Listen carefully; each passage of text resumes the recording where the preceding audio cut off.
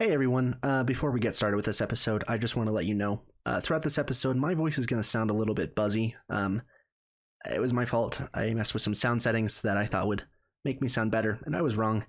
If you're a new listener, the way that I sound throughout the rest of this episode is not how I usually sound. I'll usually sound a little bit more like this.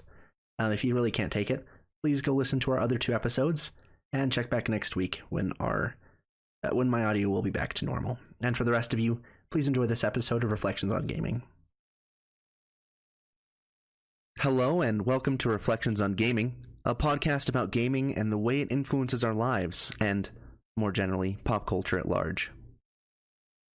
Last week, we spoke a little bit about Death Stranding and what makes that game fun, along with a discussion about what makes entertainment engaging just overall.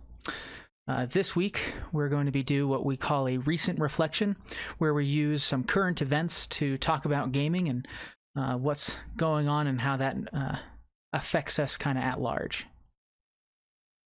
All right, so this week, for people who don't know, IGN has started what they call the Summer of Gaming. And the reason, I guess I should give some background, IGN is an online gaming journalist platform that gives people a pretty good central location to get news about electronic deals, gaming news, TV news, and pretty much anything and everything to do with pop culture, but their focus is definitely on gaming. So usually around this time of year, we have a big entertainment electronic expo, E3, where several very big game industry people come together and they show off what's going to happen in the next year, in the next couple of years, with regards to their software and their hardware. This year, due to circumstances, that got canceled. That didn't happen. But the companies that go to E3 spend months preparing for these things. So they needed some kind of avenue to be able to show off the hard work that they've been working on. So IGN gave them a digital platform to do this. Yeah, for people unfamiliar, again, with E3, you should understand that E3 is like the most hyped event of the year in the gaming world. Companies spend probably millions of dollars on preparing for these things, well, first of all, setting aside time at the expo during a peak time where they can show off their games or show off their new systems, like was the case this year, which we'll talk a little bit more about later. And this is an event for them to show off these games, for people to really see, for them to announce new games, for people to get excited about, and to kind of gauge customer, what people are thinking about this game, and kind of get people talking about it, and just get the market out there to kind of like priming the pump, as it were, for sales and pre-orders, or to show off some real gameplay of games that are a little bit further along in the development cycle. That's right. This is essentially prime time game marketing for core audiences. People who are really invested in video games, people who like to spend a lot of their time and or money on video games. This is an expo that everyone is listening to. So without that, a lot of studios are going to be kind of out in the cold.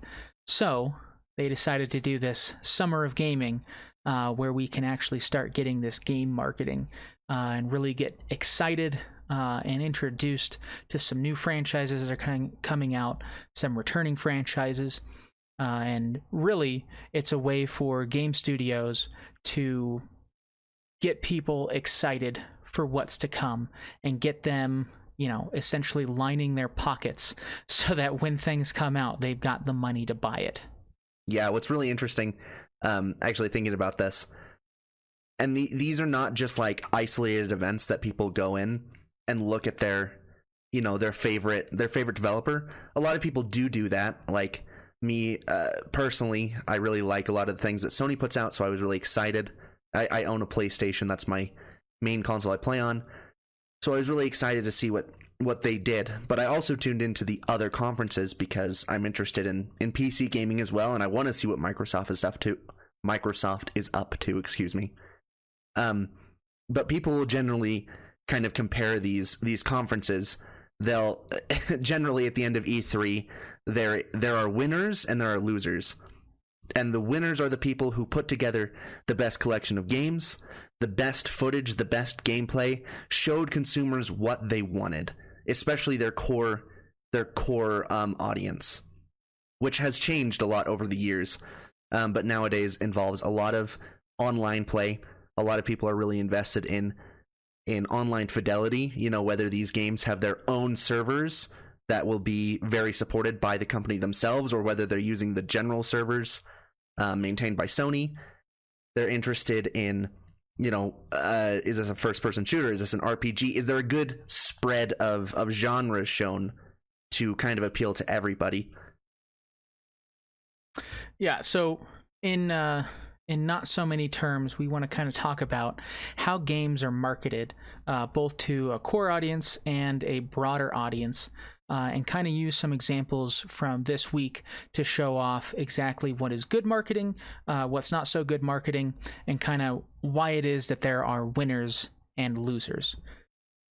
First, when talking about marketing, it's important to recognize that marketing at large for any company, video game studios, TV studios, movies, just anything and everything that can be marketed, that marketing space has been shifting quite dramatically recently, with the rise of things such as Netflix and Disney Plus and Hulu, and the kind of downfall of regular cable and satellite TV.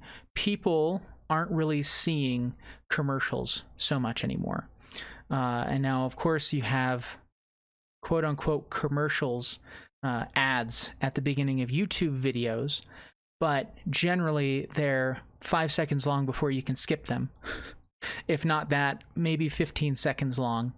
And they aren't just kind of shot out en masse. It's based on the content of the video and or the content that you as a consumer have been looking at online.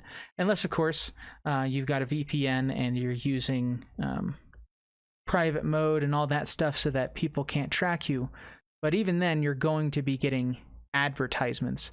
And the way that things are promoted to you is different, and whether it's for better or worse, the consumers are kind of winning when it comes to advertising. Some recent studies over the past couple of years have shown that people are tending to buy fewer things based on advertising, and it's because people are starting to pick up on that summer sale that was exactly the same as the spring sale, which was exactly the same as the winter sale. Yeah, it's not really a sale. They want you to think you're getting a deal. The sale price is the actual price that the mattress or the electronic item or whatever is worth. People are picking up on that, and so advertising and marketing as a whole has just not been as effective. And so you'll see things like in the gaming market where they're trying to change how they market to try to be more effective. And aside from that, I mean, most of the people going online to watch, especially these kinds of events, these days-long events, or just in general watching gaming videos, right? A lot of them are tech savvy and have ad blockers, and YouTube doesn't do a good job of blocking ad blockers. So even the advertisements that are getting sent to these websites are a lot of the time not making it to the consumers they're targeted for, which is an even bigger, problem that marketers face. Right, and so you kind of have a question from the marketer's standpoint of, how do I get people to see my product, and how do I get them to want my product? So video game companies have kind of two approaches right now. One approach is for the core audience, which is essentially people who are already invested. It's people who are users, people who are already invested in the games that this company has already produced, or just gaming in general. And so they're going to places to seek out this information. The other audience that they need to find is the broader audience of people who aren't quite as engaged in gaming. Maybe they play a game every now and again, or maybe they have one core franchise that they're interested in, or people who don't play games at all and they're trying to get them to garner some interest. And so we want to talk about both sides of that coin and how different they are.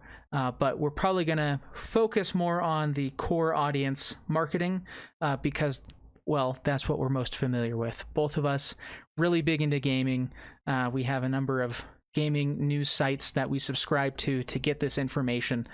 So we don't tend to see quite as much of the broadband marketing. Yeah. One thing that instantly comes to my mind is, like I was saying, ad blocker blocks most ads on YouTube. So a lot of the bigger people are going straight to the producers, straight to the creators, and trying to get them to the same as a lot of what's the word on social media, influencers. There we go. They're seeking out these people who have a really, really big audience to just promote their product. One of the major examples of this right now in the gaming industry is Raid's Shadow Legends, right?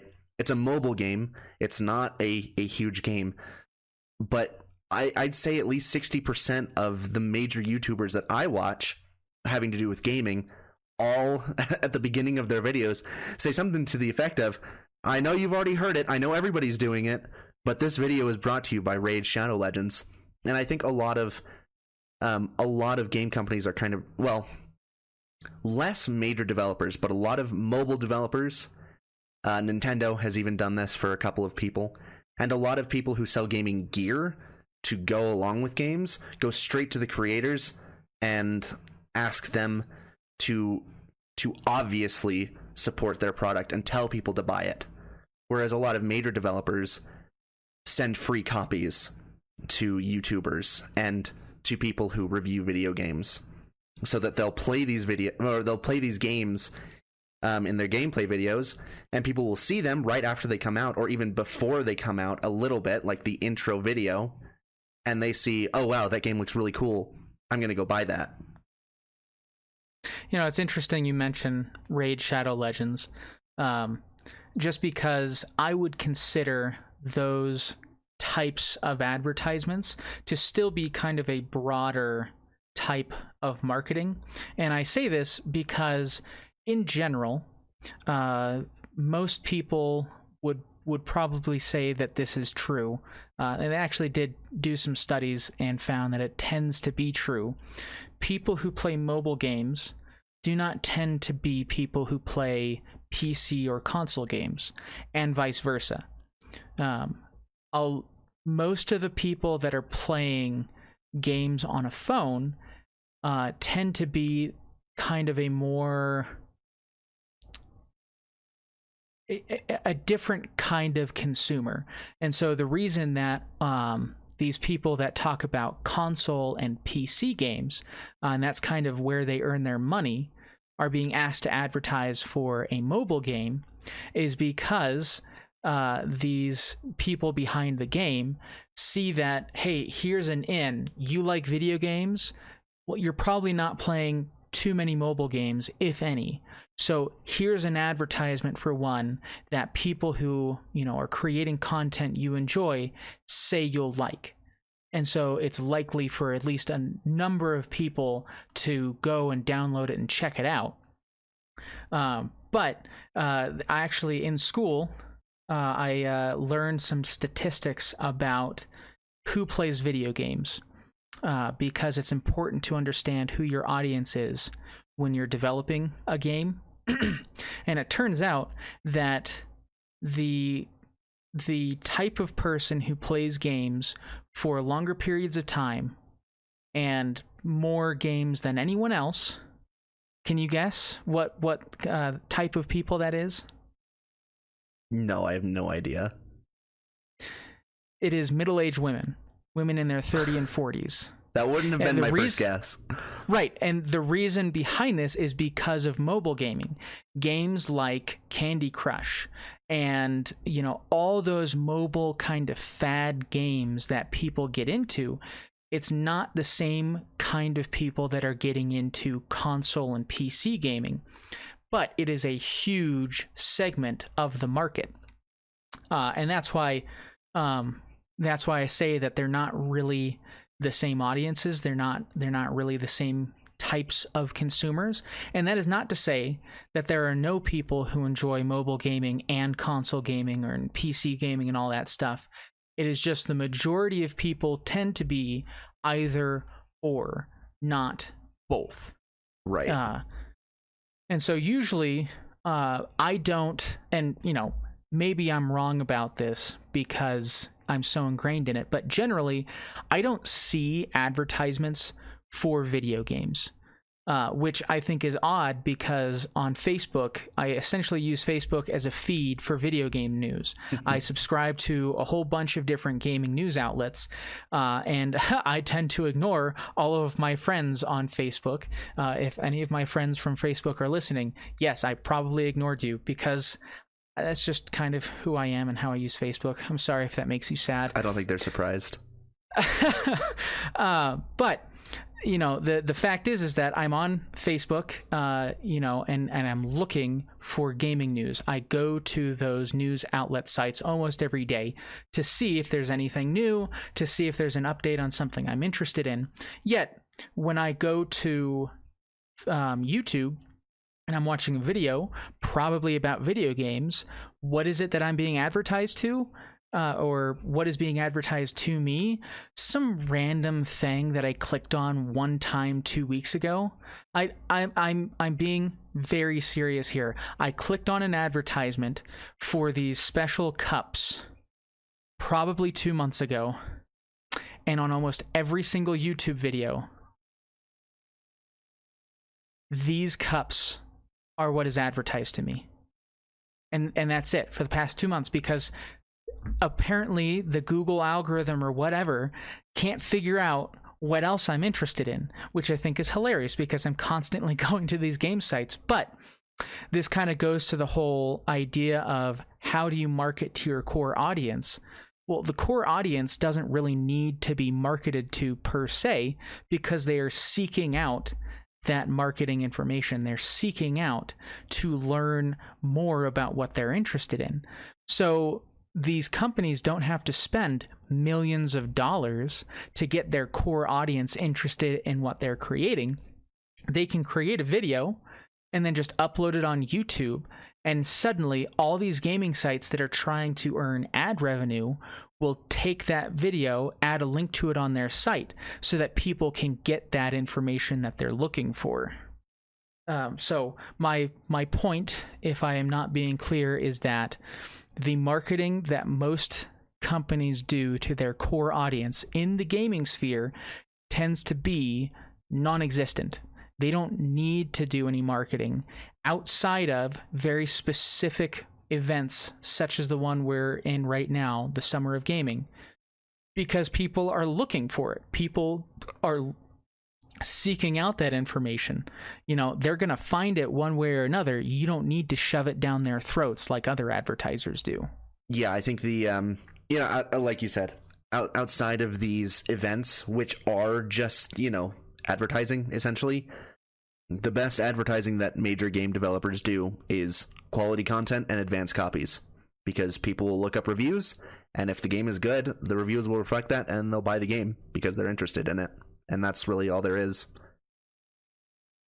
Yeah, and for the broader marketing, mostly what I see, and this is partially due to the big industry leaders wanting to push repetitive payments, rather than pushing a specific game, they push their service that allows you to get at their games. For example, Microsoft has their Xbox Game Pass, which they have recently upped the quality of, so that if you pay this $15 monthly recurring payment, you have access to a wide swath of games, including all of their exclusive games. And they have stated that if you buy into this service, not only will you get access to every exclusive that they come out with when it comes out, like day one, you don't need to buy this game, it's on this service. You can also play this on either an Xbox or a PC using their proprietary service. And in this advertisement, they advertise a number of games, some that you can only play on their service, some that you can play on anything. But I tend to see far fewer commercials just for a video game. The exception to that is Nintendo. And I don't want to talk too much about Nintendo because I think eventually we're going to have a reflective discussion just on them. Oh, I think many. and I want to save that for later. But Nintendo does it, and some big, very broad. I don't know exactly the right word to describe this type of game, but a game that has a broad player base of people that don't tend to be considered core gamers. Games such as Call of Duty, Madden, the NBA 2K games, and other sports titles, Gran Turismo, the Xbox racing game that the name escapes me. Yeah, they're like broadly niche almost. Well, it's just games like the NBA 2K is a game that comes out, a new iteration of this game comes out every year. And as far as I have seen, the majority of people who play this kind of game, specifically NBA 2K or Call of Duty or anything like that, that's the only game they play. They buy that one game for that year, and that's what they play. They don't necessarily play it all the time, but if they're going to play a video game, that's the game that they play. Now, there's nothing wrong with this, and I'm not going to say that you're like a fake gamer if that's what you play or whatever, but I have seen a tendency that people who are really into video games don't tend to enjoy those types of games, with the exception of Call of Duty. And people who like those kinds of games tend not to get into the other types of games that are out there. In the same way that people who play mobile games don't tend to play PC games or console games, it's the same for these very niche, I wouldn't necessarily call them niche, but these types of games that are there, less for the person who's interested in a core experience, and more for a person who's interested in the online or the local multiplayer. People who are interested in something that's going to last them hours and hours and hours because they only are going to buy that one game for the year. Yeah, there's definitely a barrier between those serialized yearly release games and the other, multiple year development kind of fanfare, a lot of times standalone games. That's permeable, but it's definitely there. I think for people who might be having a hard time understanding exactly what we're trying to say, think of it like movies and the Marvel series of movies. There are lots and lots of people who don't tend to go watch movies in the theater. But with the Marvel movies, just about everyone goes and sees them when they come out. Now, there's nothing wrong with that. It's not like they're worse than other people, or there's, some significant difference in the quality between Marvel movies and other more niche movies, but it just because of the style of entertainment it tends to be much more broad appeal, and there's a lot more people who maybe don't even really enjoy movies will see it because they want to be part of the conversation, or they just really enjoy that specific thing.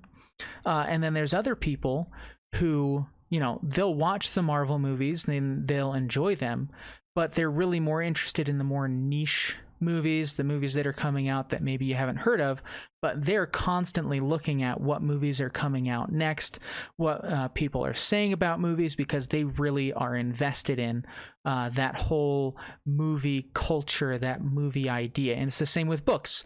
There's books every year that hit the top sellers list, and there's some people that only read books that are on the top sellers list because they're like, well, if it's there, it must be good. It's garnering attention, so that's what I'm going to read. There's nothing wrong with that. But the people who do that tend not to be the people who are reading, all these niche books, all these books that they personally are very excited for. And the only reason they know about these books is because they are seeking them out, as opposed to them being shown these books. Yeah. So I think, kind of bringing it back, kind of what we're saying is that the core gamer base, right? We don't see serialized yearly releases, and we don't automatically know those things are coming and know we're going to buy them. But we also don't see advertising everywhere online for non-serialized games that take years to develop and we might not even know about because they haven't been announced yet, new IPs from different developers. So what we have, bringing it all back to what we started with, are these conferences every year. E3, and this year, because of COVID-19, IGN's Summer of Gaming. Right. And that's why these conferences can be so exciting for kind of that core gamer audience. And it's because there's so few times where you get any kind of information or any kind of advertising for a new game. This is essentially it. This is when you get to know about those new games that you might be interested in. And so this is the time where game developers and game publishing studios need to nail these experiences, these marketing elements, so that people can really get excited.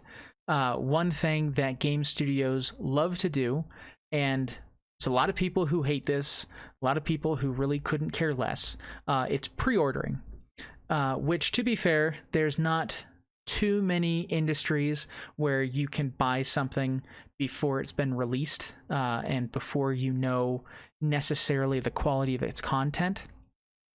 But for anyone who says that pre-ordering is a stupid idea because you can pre-order a bad game, you can also pre-order a good game. I mean, say what you will, every single good game that has ever come out, you can pre-order that good game. And when you got it, it was a great game. So, it's up to you whether you decide that pre-ordering a game is worth it or not. But the industry does it because it's successful and people enjoy being able to get that. I myself pre-order almost every game I get, but I am in a unique position of I don't tend to pre-order games just because, I think I'm not going to be able to get my hands on it. I tend to pre-order games because that's the only way I can get some of the cool swag that comes with them. This being specifically special editions, collector's editions. One of the more recent games that I pre-ordered was the Doom Eternal.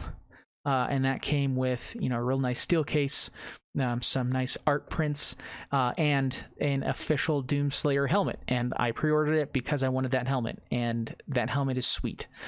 So I personally, sorry if you dislike this, I'm probably going to keep pre-ordering things because I love that sweet swag that I can get with it. Yeah, yeah. A lot of the times, pre-orders are relevant here because a lot of the time when games that are further in development are announced at E3, or in this case Summer of Gaming, when they're announced at these conferences, generally they'll talk about the pre-order bonuses. And as time has gone on, the tiers of pre-order bonuses have gradually expanded. In the beginning, it was basically pre-order the game and you are reserving a copy at your physical game store, GameStop, right? And then it got to be pre-order this game and not only are you guaranteed a copy, you'll get a skin in game, and then it's like pre-order tier 1, you get a skin, $500 in the game, and a cool and an exclusive gun. And tier 3 is you get a statue, a Lamborghini, and 13 copies of the game, both digitally and physically. So it's, these are big events for them to talk about what do they get from pre-orders and why is it worth pre-ordering. And it can also point out there are even things within the pre-orders that sometimes get people more hyped for the game. Like when God of War came out, they released a really big statue that showed Kratos using his main weapon, this axe, and a shield, and showed his son using bows and arrows. And it just kind of showed the enemies from the game, and you just had this really cool thing to display in your room if you were really into God of War. So it's just an incentive for people to tune into these developer conferences, see what kind of pre-orders are available for the games for the game franchises that they're excited about, and then go and immediately pre-order it. Yeah, and to be fair, some companies have taken the pre-ordering a little too far. They release so many editions that it's like, man, this really doesn't make sense. Like, do I really need, a onesie that makes me look like a zombie?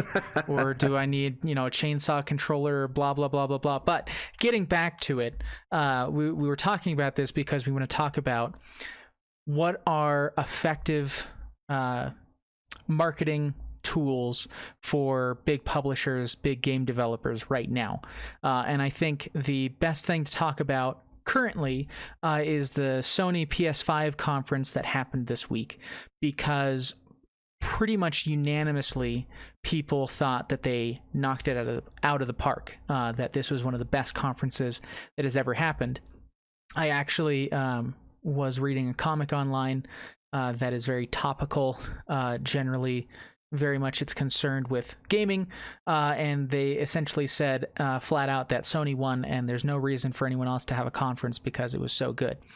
I don't think that's true, and obviously they're trying to be funny, but there are some really good things that Sony did, and we ought to talk about that to see what it is they did that was good, and why is it that people are interested in what they did? Why is it that people are like, man, that conference was so good, whereas in years past, people have been like, that conference kind of sucked.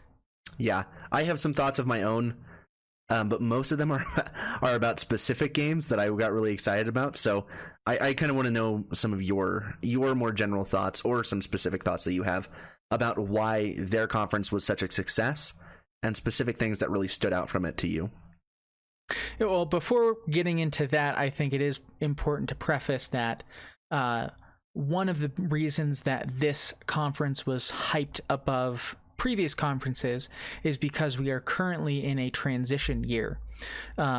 Every so often, there's a transition between one generation of a console to the next. We had the PlayStation 1, then the PlayStation 2, then 3, then 4, and now we're going to get 5. Yeah, the naming convention, not super interesting there, but at least it's consistent. From Xbox, you have the Xbox 360, the Xbox One, the Xbox One X, and now the Xbox Series X. Yeah. So a little bit more interesting there, but it might end up biting them in the butt, because a lot of people that buy their systems are parents buying it for their children. And the fact that they have an Xbox One X and an Xbox Series X, and they are not at all the same console, is a bit of a problem. Well, okay, hold on. I just want, and beyond that, not even mentioning, I mean, this has already been a problem, because there was the Xbox One X, then there was the Xbox One S that had 2 different editions, I believe. Yeah, the Xbox One S, and then the Xbox One S all digital edition. Yeah, I'm like, there's no way they haven't already run into this problem, and I just don't understand, but I realize that's not really the point of this discussion. I just think it's really funny. Yeah, and then you've also got the Nintendo, the Super Nintendo, because it had twice as much power. It went from 8-bit to 16-bit. Then there was the Nintendo 64, it was 16-bit, 32-bit, 64-bit. Then there's the Nintendo GameCube, Nintendo Wii, Nintendo Wii U, and that actually failed because the marketing for it was so poor. Yep. People didn't know if it was an add-on for the Nintendo Wii, or if it was an upgraded system, or if it was a new system. Nintendo actually lost a lot of money on that, which I think is a little hilarious, mostly because consoles tend to be a loss leader. The companies that produce consoles tend to sell them at a loss because they make up their revenue through other means. And by people having the console, that's how they tend to start getting their revenue. In any case, and then there's the Nintendo Switch, which everyone is just gushing over, which again, we'll eventually talk about Nintendo and their practices and what we think of them. For anyone wondering, I don't hate Nintendo, except I kind of do. they have good things, they have bad things. We'll eventually talk about them. In any case, every so often there is a large leap in technology. A lot of people that tend to play just on PC are of the opinion that consoles hold back gaming because game developers are forced to develop for a less powerful system. It is almost anyone who has a powerful PC knows that a PC can outperform any system. This is fact. If you have the money, you can absolutely get a PC that will be better than a system. However, I have a PC that can outperform any of the consoles I have, and I have the PlayStation 4 Pro, the Xbox One X. I've got the most powerful systems you can get, but those systems were $400. I paid $300 for them because I got them off of Craigslist, but they're $400. The PC I have is close to $2,000. Obviously, my PC is more powerful than those systems. Okay? Yeah. Obviously, this is a no-brainer. My PC is significantly more powerful than my consoles, and yet I play games on my PC, I play games on my Xbox, I play games on my Switch, I play games on my PlayStation 4. Heck, last year I played a game on my PlayStation 2. Why? Because I play games. I don't play systems. I couldn't care less what the power of a system is as long as I enjoy the games that are on it. Yeah, I think, one thing that's tangentially related to that is that, consoles are a lot more accessible. And there's also never going to be a problem with playing an older game on an older console, right? I think prime example, Fallout 3. Fallout 3 is a PS3 game. It is not that old of a game. It's not like it's a PS1 game or a Sega Genesis game or anything like that. But PCs running Windows 8 or Windows 10 cannot run Fallout 3. It's just completely broken, and you're never going to run into that problem with consoles. Consoles are really reliable. If you own games for a specific console, that console might break, but you can always get a new one or repair it. But the games are never going to stop being compatible with the system they were made for if you own that system. Right, and to be fair, there's some pretty talented people that work on making sure that games will eventually work on your PC. They retroactively, build in some code or some mods to allow that. But it's just a console. As long as it works, it will always work. There's never any question of, will I be able to run this game on there? Whereas PCs, or even Macintosh, which that doesn't really enter the gaming discussion almost ever because most games are incompatible with it. But a number of years ago when I was a kid, there was a Macintosh OS that had a couple of games pre-installed on it, and I love those games, partially because they were some of the only games I could play.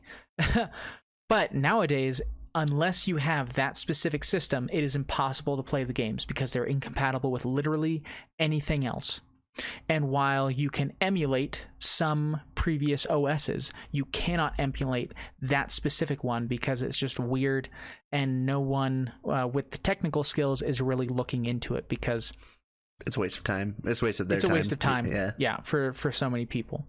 But getting back to the discussion at hand, there was a lot of hype for this conference because Sony last year let us know, us the consumers, that they were going to be releasing their PlayStation 5, their next generation console, at the end of this year, 2020.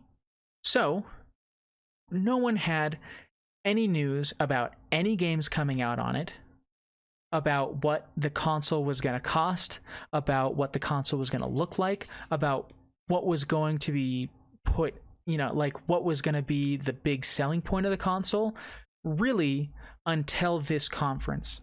There was a technical spec discussion earlier this year, but that was more for developers, and it was very evident it was for developers, and I thought it was hilarious how many people complained about it who were not developers and didn't understand some of the really cool things that they discussed. But that's a discussion for later. So this conference that they had needed to absolutely blow it out of the water, or no one was going to be interested in their upcoming console. And they almost perfectly blew it out of the water. And we're going to discuss just a little bit as to why. And also why, when Xbox announced their system, they did not blow it out of the water, in spite of the same type of hype train that they had leading up to it. Yeah, I think one of the things that Sony did really well, I'm going to be honest, I didn't watch the Xbox one. I know what happened in it, and I got a little bit caught up on it, but I didn't watch it, whereas the Sony one I was tuned in for basically the whole time. But one thing I really, really liked was that they held the console until the very end of the presentation. So it was, they hyped all these games first. Their focus was on the games, which should be the focus of any good system, is not the system itself, because frankly, I don't care what a system can do if there aren't any really cool games coming out for it at launch. I'll buy it for the games that come out later and just hope that really good games come out later. But the fact that they had so many out of the park hits, like awesome games that people are super duper excited for, I think was a really, really good move and helped to elevate their presentation. Right, and I think comparing Sony's showing with Microsoft's showing gives you a really good idea of what people are actually interested in and why one marketing type succeeds, whereas another fails. So first of all, Microsoft has another conference coming up, I believe either later this week or next week. I need to get the details on that. So their Summer of Gaming conference has not yet come about, but a number of weeks ago, actually it was a number of months ago, they did show off their console, and then a couple of weeks ago they had a big gaming showcase. So their first issue is that they separated these two events rather than putting them together. The reason I see this as a failure, and apparently most people see this as a failure, is essentially there's all this hype coming up to the release of a new console, but like Westin said, it's for the games. It's the capabilities of the console are second to, are the games using those capabilities? So when you just say, here's the console and here's what it can do, most people are like, okay, cool. Does anything do anything interesting with that? What do the games look like? Do they do something new with their AI? Is there something new with the way you control it? Is there some new feedback system? Is there some new AI core that teaches you how to play games better? Like, I don't, your console is a plastic brick to me until I have some kind of clarification on it. And most consumers, when they're told, here's the specs of a console, meaningless to them. And even the more technically savvy people are like, cool, I can compare that to what a high-end PC can do, but that still means so little. So then Microsoft has a new conference and they say, okay, at this conference, we're going to show off in-engine gameplay. This means gameplay that is being run on their new Xbox system. So it should be indicative of what you, the consumer, will see when you're playing the game. They got massive backlash from this because while they showed games in engine, they didn't actually show any gameplay. They showed cutscenes that were being rendered by the system, but they weren't real-time gameplay segments. They were just pre-rendered videos. Pre-rendered videos like this are always going to be higher caliber, even if they're being done in engine, and the reason for that is because when you have a fixed camera perspective and you don't have thousands or even millions of scripts running, you can get the graphical fidelity way up there. Whereas during gameplay, you're gonna have some dips in quality because there's so much more going on and there's so much more freedom. So people were very much ticked off that Xbox essentially lied to them. Even if that controversy had not been in place, people still would not have been as happy with Xbox's conference for two reasons. One, they didn't show any gameplay. People don't care how pretty your game is unless it's pretty during gameplay and it looks like a fun game. Second, they didn't show any games that you can't play anywhere other than Xbox. And whether you like it or hate it, the fact of the matter is that what makes a console good are what games you can play on it, and mostly what exclusive games can you play on it. Sony has been figuring this out, and so for this entire I guess it's the 7th generation of consoles, but their 4th generation of consoles, they have been producing and purchasing companies that are catering to this exclusive kind of ideology of, we want to create games that people who buy our system are interested in. So they have God of War, which is exclusive to PlayStation and one of the candidates for Game of the Year. They have Spider-Man, Marvel Spider-Man, which was an exclusive to PlayStation, an amazing game, a candidate for Game of the Year when it came out, and I think it might have even won some of them. It's been such a long time, I don't remember. I'm sure it won in some spheres. It was a contender because it was just such a quality game. Anyone who played it was like, this is an amazing game. There might be some things you don't like, but it's fantastic. And just all these different games, they tend to be narrative-focused single-player games, and they do not have microtransactions, which in layman's terms means that they are not giant money-generating behemoths like Call of Duty, like Fortnite, like mobile gaming can be. Or more importantly, money vortexes from your wallet. Yeah, these are games where you buy it, you get the entire experience, and it is an incredible experience.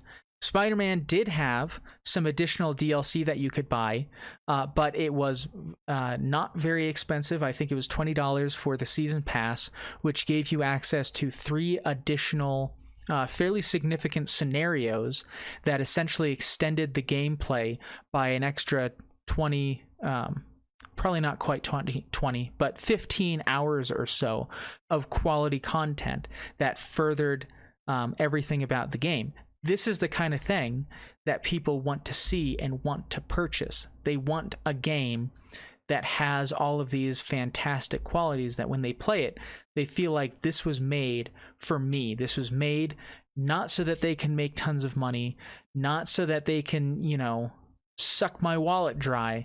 They made it because they want me to have a good time. Now, to be fair, Sony obviously wants to make money. That's why they have these games and they don't release them on other consoles or on PC. It's only available on their system because they want you to buy their system. They want you to buy PlayStation Plus, which is a monthly subscription or a yearly subscription. They're hoping that people will buy PlayStation Now, which is essentially their answer to Xbox Live or Xbox Game Pass. they want to make money, but the way that they're going about pulling people onto their platform is by producing quality entertainment that they see the core gamer kind of people being interested in. Yeah, I think the things that Sony did, there are a couple of taboos that have grown out of these conferences. And one of them is when Jordan was talking about Xbox said that everything would be on in-engine. That's important because in the past, a lot of things have been even pre-rendered, or a lot of gameplay has been shown that people are like, wow, that looks amazing. And later it comes out that it was all rendered on a PC that's more powerful than the system was. And people are like, well, that's lame. So neither Xbox neither Microsoft nor Sony fell into that trap. But Sony showed not only pre-rendered footage, which they did, which is pretty common when new titles are announced that aren't coming out terribly soon, but they also showed in-engine gameplay, all rendered on the PS5, and they announced a bunch of games that were follow-ups to these very well-received exclusives like Jordan was talking about, like a Spider-Man follow-up, and a sequel to Horizon Zero Dawn, which was another very, very well-received PlayStation exclusive. Right, and so the main point I'm trying to make is that there is a specific way that you market to this core audience and that they want. And if you don't market it in that way, people are angry. Now, to be fair, the gaming industry at large, not so much the people who create things, but the people who consume them, can be fairly toxic in how they refer to games. It's very unfortunate, and I imagine that the same can be said of any large entertainment focused group.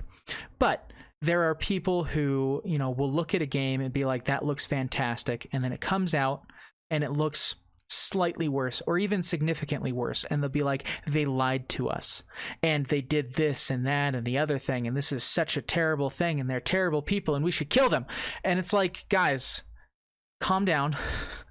Like, I can understand why you're annoyed that this happened and it's not ideal, but when it comes down to it, it really doesn't matter how the graphical fidelity is.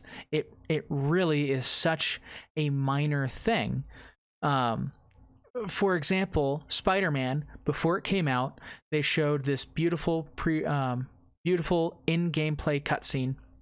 I'm sorry, in-engine gameplay segment. They had a person actually playing the game, and it looked fantastic. A couple of months later, prior to the game's release, they showed off that same segment, but they wanted to show off that the environment could change based on the time of day and the dynamic weather. So the first time they showed it off, it was a bit stormy, and the lighting was a bit blue because all the light was coming through the clouds. The second time through, it was midday, the sun was bright and shiny, and so it was a softer yellow light because it wasn't being impeded by the clouds. When people saw this and saw that the puddle on the ground had shrunk in the game due to the sun drying some of it, they said, oh, it's a downgrade. Look at how much worse everything looks. Well, some people who actually are technically savvy, not necessarily myself, people on the internet who actually did analysis and really in-depth look at these things, found that not only was it not a downgrade, it was an upgrade. But just because people perceived it might be a downgrade, there was this torrent of people being like, oh, the game's gonna suck, and they're just lying to us, and it's all these terrible things. And it's like, man, I cannot believe how easy it is for people to turn, on these game designers. And, these people are creating a product. If you enjoy it, you buy it. If you're interested in it, you get it. If you're not interested in it, don't get it. But don't, send threats to the people who are making it. Don't tell other people that it's going to suck and they should hate it. Don't be the kind of person that has to rain on someone else's parade because you were too childish to accept changes, to accept that you're not necessarily going to get what you want. I while watching the Sony conference, what you just said kind of sparked this inside of my memory banks. I was watching the chat, right? IGN had it on YouTube, and they had a live chat going where people were talking during the whole presentation. And even though a lot of the comments were, really like, oh, this looks cool, this is a cool game, and some of them are like, well, this looks cool, it's not really my genre, but I can see why people who are fans of this series are excited. Throughout the whole presentation, there was also just a tirade of people saying that they wanted to see GTA 6. And near the end of the presentation, they showed that GTA 5, a new version specifically made for PS5 of GTA 5 was going to come out. And people were really upset about like the whole presentation in the chat because of that one announcement. Now, granted, GTA 5 has in fact been milked to death and should probably stop getting remade. It's kind of like Skyrim at this point. For those not in the know, GTA 5 is Grand Theft Auto 5. It's a game series that has sold better than any other game in existence, and in some cases better than any other media in existence. It's made billions of dollars just on the single game. It was originally created and released on the PlayStation 3, the Xbox 360, and the PC. It got re-released on the Xbox One and the PlayStation 4, and at the very beginning of the Sony conference, they showed that a Grand Theft Auto game was going to be revealed. Everyone got super excited that, oh, it's going to be Grand Theft Auto 6, and it's not. It's Grand Theft Auto 5, a remaster, a second remaster on the PlayStation 5. Personally, couldn't care less. I don't like Grand Theft Auto. It was probably a mistake for Sony to lead with that game, but if anyone should be angry at anyone else, people should be angry at Rockstar, the people who create the game, because they are in no way affiliated with Sony. They just decided to show this off at Sony's conference. I did not know. I missed that in the beginning. I didn't realize they had announced a new Grand Theft Auto. That actually no, they did not announce a Grand Theft Auto. It seemed like they were going to announce a new Grand Theft Auto. Right. The fact that they kind of like insinuated that makes a little bit more sense of why people would have been upset. So my bad. I didn't know that. So thank you for... Yeah, but it's still the same thing. People should not be so hung up on, I wanted the Grand Theft Auto 6 and they didn't give it to me, so now I'm going to be angry at everyone. Okay, they're not making Grand Theft Auto 6. Fine. You can be disappointed that wasn't revealed. But the fact that you're, going on this pissy little tirade because you didn't get what you wanted seems incredibly sad to me. Yeah, I mean, look at everything else, Look at everything else at the conference, and you decide to focus on that one thing that you're like, I'm kind of sad. Like, me, personally, I was hoping for a God of War sequel announcement. I really wanted to see something having to do with that. And I was a little disappointed when nothing came up, because I feel like that it is deserving of a sequel, and that they should be saying something about it by now. But I also got Resident Evil 8 announced, and Demon's Souls remake announced, and so many other things for me to be excited about. I can't possibly be upset about this one thing that they're missing. Right. And actually, talking about Demon's Souls, I'm super down for a Demon's Souls remake, but our first podcast, I said that Bloodborne is one of my all-time favorite games. Demon's Souls and Bloodborne are made by the same company. So when Demon's Souls remake was being announced, I could have been super pissy and been like, how come they're not remaking Bloodborne? Or how come they're not showing off Bloodborne 2? Both of those things, high on my list of that would be incredibly dope. I would be super freaking happy if that happened. And it didn't. But I'm not angry. Demon's Souls is also an incredible game, and I'm totally going to pick that up because I think that it's incredible that it's getting a remake. That's super cool. And, you know, I think eventually we might get into a bigger discussion about how people kind of react to things and how you can decide whether something is good or bad based on your own reactions. Like, are you going to take the fact that you didn't get what you want and make it a negative, or are you going to take what you did get and turn it into a positive?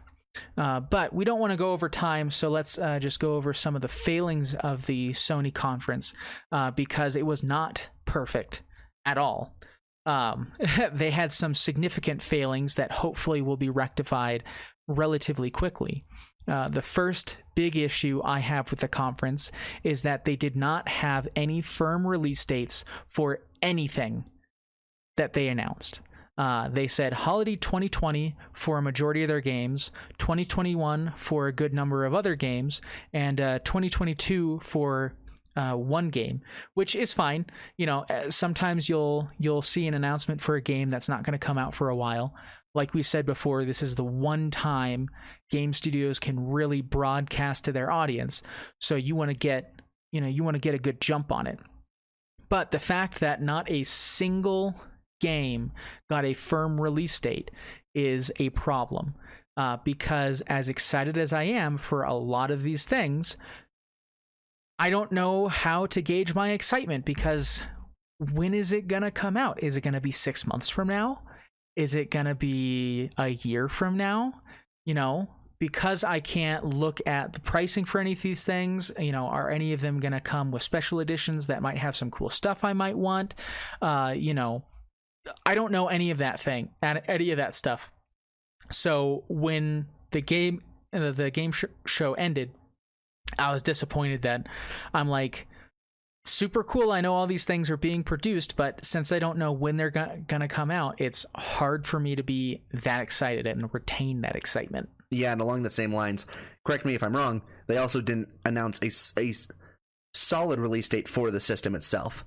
Just that the system itself is also still slated for holiday 2020, but has not gotten a firm release date. Yeah, which is something, after a showing like that and knowing what games they announced, I would have expected to see at least like 2 pre-order packages. One that came with Spider-Man Miles Morales and one that came with like Sackboy.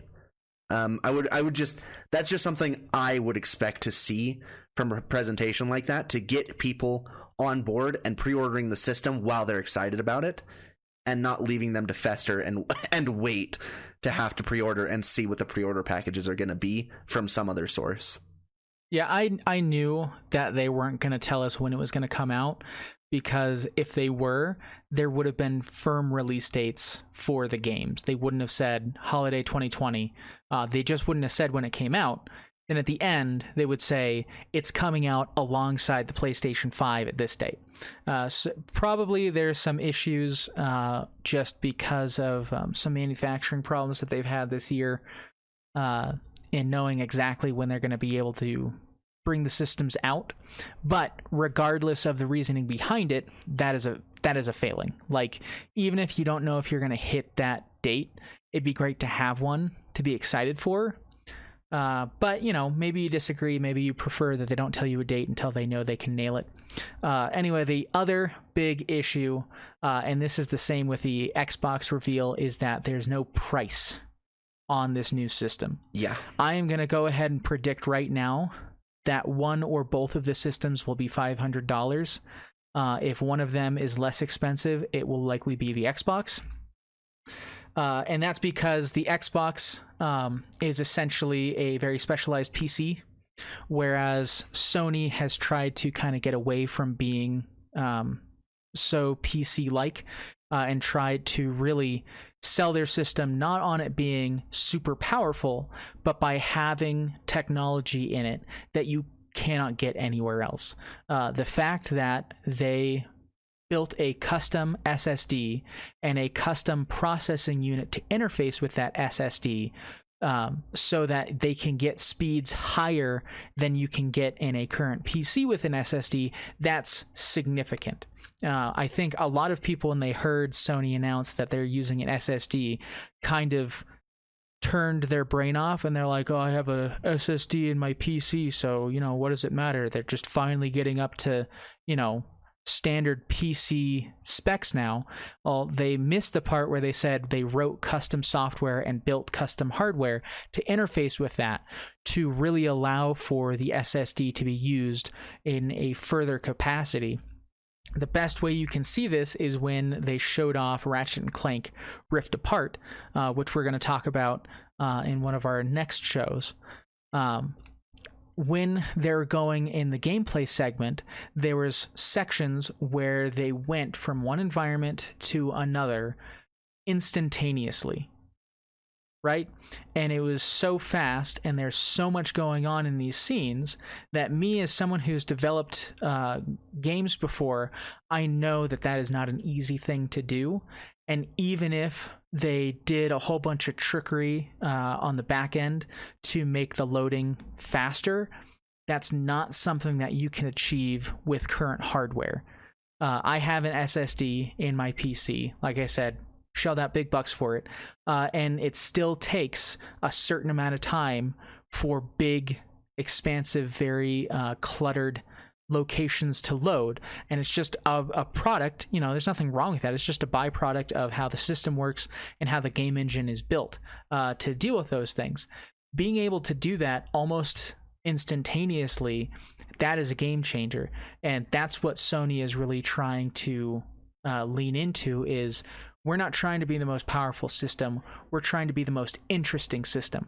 We're trying to be the system where you play a game that was built for our system, you literally cannot play it on anything else because their hardware isn't compatible with it, right? The loading won't work because we have custom hardware that will load faster. Their sound design won't work because we built a special 3D audio system that no one else has access to. Whether or not that works out for them, have yet to see. It'll really depend on what companies leverage that. Obviously, their first-party studios are going to be really trying to push that, but a game console can't survive on exclusives alone. It needs good third-party support. So it's going to depend a lot on how easy it is for developers to utilize the power of the system and whether they feel it's worth it. But yeah, there's a lot of good and bad things about the conference. I personally really enjoyed it, but there's a couple of issues that left it from being quite the high point that I would have really liked it to be. Yeah. And if any of you listening have your own thoughts about anything we've talked about today, about the Microsoft conference, the Sony conference, or any of the other conferences that have gone on, how games are marketed, anything that we've talked about, please let us know. We'd love to hear from you guys. We'll read everything you say. Please leave a comment, or you can send us an email at reflectionsongaming@gmail.com, and we'll read them and see what we think. And yeah, but I really appreciate everything we've talked about today. And like Jordan said, next week we're going to talk a little bit more specific, or in one of our next few shows, we're going to talk a little bit more specifically about some of the games, and especially Ratchet & Clank Rift Apart, and a couple of the things that we have been thinking about in regards to those specific games. But thank you very much for tuning in. I think we're going to cut it here since we're a little bit over time, and I think we've covered pretty much everything that we had to say. Yeah, hopefully you guys liked our recent reflection video, and if you didn't, or if you did, let us know. We're totally open to changing and make sure that people enjoy the content we create. With that, thanks for listening, and hope you tune in next time. Bye.